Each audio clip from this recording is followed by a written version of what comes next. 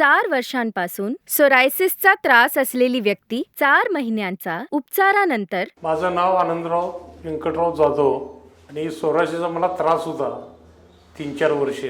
बाहेर मी बऱ्याच ठिकाणी औषधं घेतली पण त्यात कमी होत नव्हतं.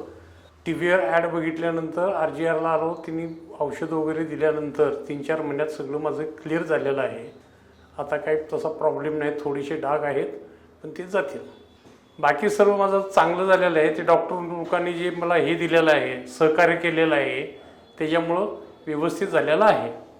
आता काही प्रॉब्लेम नाही आहे. तसं RGR हॉस्पिटलचा मी आभार मानतो.